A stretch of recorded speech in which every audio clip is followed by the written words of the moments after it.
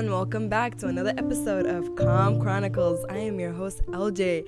So today we're going to get into a very interesting topic, immersive escapism.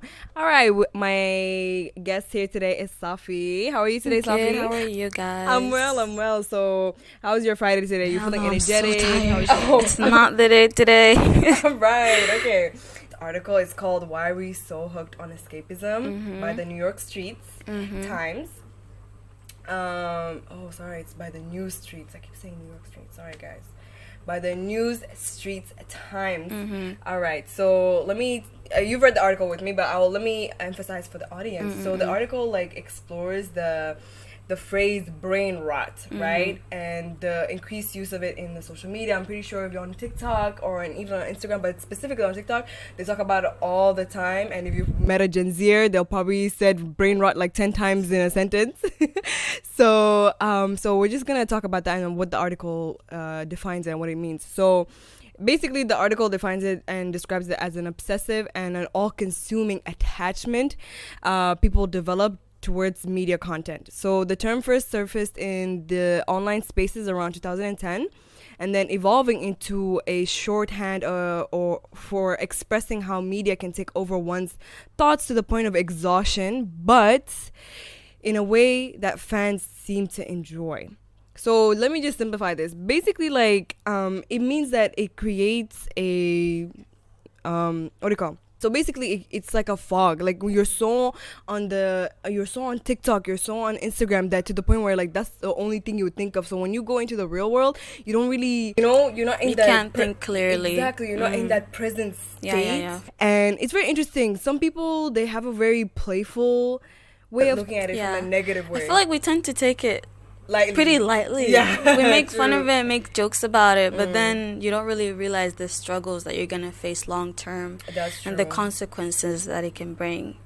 Yeah. That's true. I feel like sometimes that because brain rot is a form of escapism in itself, and when we joke about it, it's another layer of it. I mean, it is fun in the moment. Yeah. But then once you're out of that realm, that's true. then it's like, oh my god. Right? When you're talking about it, you're just joking and you're having fun, and then later on you're deep and you're exactly. Maybe there's not something to laugh about. Yeah, and there's actually an interesting origin to what brain rot is. Really? I found it. So basically, it appeared around the early 2007, and found fascinating is that it actually, although now it's used more playfully, it actually means something completely different.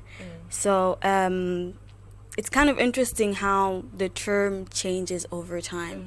I feel like over time things kind of lose their meaning, and develop a new meaning. Yeah, they develop a new meaning, and sometimes they kind of lose their power or the strength that they have and the impact that it used to have on people.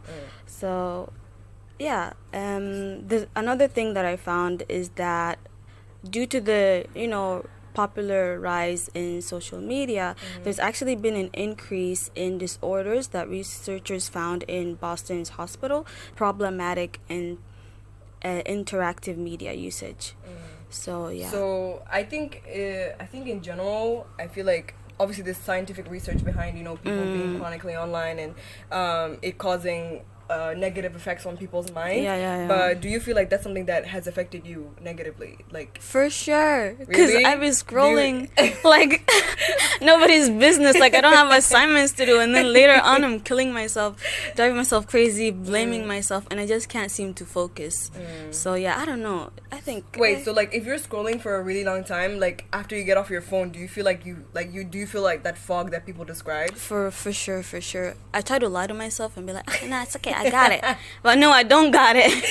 I don't. So I think I need to find, a way to deal with that somehow. Really? Yeah, for sure. Okay, so meaning and entertainment is a form of escapism, whether we not all forms, but I feel like there's an aspect of it that is definitely escapist. So do you feel like there's a way to engage with entertaining content without it being necessarily brain rot?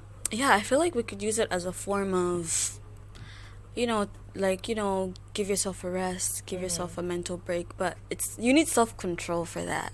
And that's hard, especially now, with the growth and the increase in content online, it's just hard. All you want to do is scroll. So it's easy to get addicted. That's true. I don't know how to do it, but there has to be a solution. And I feel like what makes it even more worse is that on TikTok, trends like move so fast, so you feel like you gotta keep up. You gotta keep up, and you gotta like get attached to that trend for a bit, and then move on to the next trend. So I feel like you're just digging yourself into. Also, it's a way of like fitting in. It's a way of interacting. That's true. Communicating with people. So yeah, I build communities on that. Interesting. I think there is a healthy way to use social media and not necessarily engage in brain rot, but like you said, it takes a lot of self-control, and it takes you discipline. Gotta have that strong you have to have discipline. willpower to kind of control yourself, because these apps are technically meant to be addictive. You know, exactly. The whole point is that they want you to stay on the app as long as possible. It's a business at the end of the day. Exactly. So so that's our